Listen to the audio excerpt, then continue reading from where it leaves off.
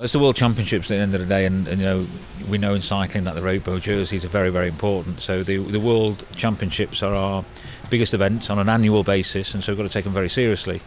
But then, from just looking at what does the Worlds mean to looking at what does this Worlds mean in the context of where it lies in terms of Olympic cycle, it is an important period, but it gives us an opportunity to assess ourselves in terms of where we're at.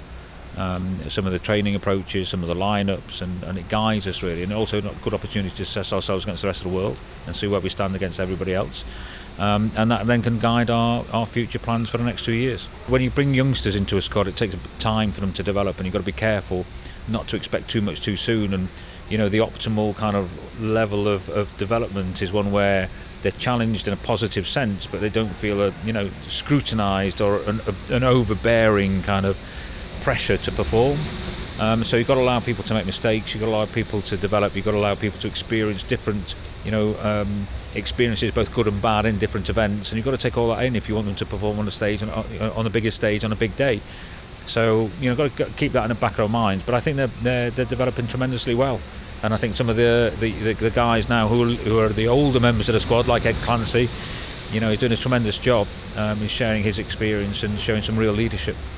There's a growing number of talent, a volume of talent, if you like, within the sport of track cycling, which has benefited us tremendously. So I'd like to think that, thanks to some of those, maybe the Chris's, the Jason Queelys, the Vicky Pendletons of the world, that their performances have attracted and inspired other people to get into the sport, and now we're seeing those youngsters come through and giving us that strength and depth. So it's hopefully it's a virtuous circle that keeps on going.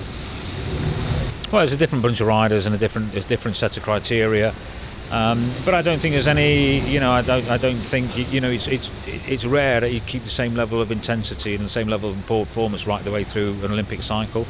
Tend to come off a little bit and then build back up again, and it'd be no surprise to me if that happens again, and we no cause for concern either.